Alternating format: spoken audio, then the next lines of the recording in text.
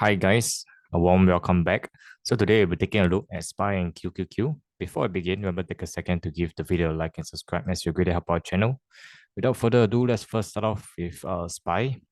So the S&P 500 just hit a rebound last week.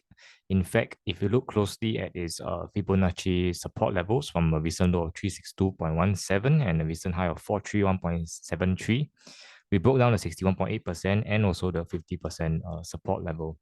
That said, we actually managed to find some support at this 38.2% at 388.74, and we hit a low of 388.42 rather. So at the same time, you can see that on the way down, the cloud will act as a support. Similarly, on the way up, the cloud act as a resistance. And thankfully, after hitting this cloud support, we actually managed to climb back up.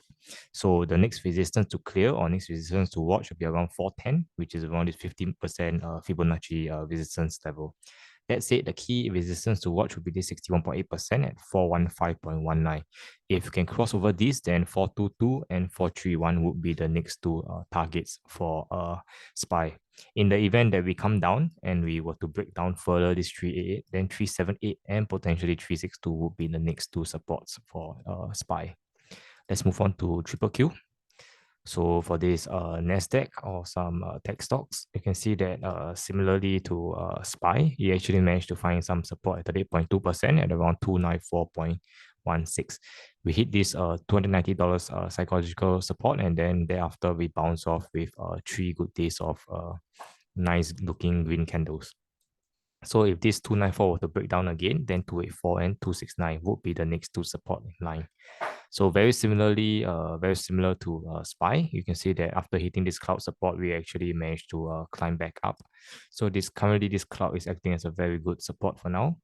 And the resistance to watch will be this red baseline here. It currently is 312 next to this 50% Fibonacci resistance.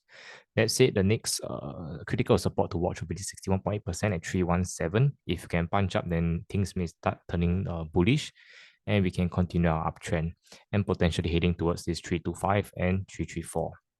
So next week is key because we may be testing this 50% and 61.8%.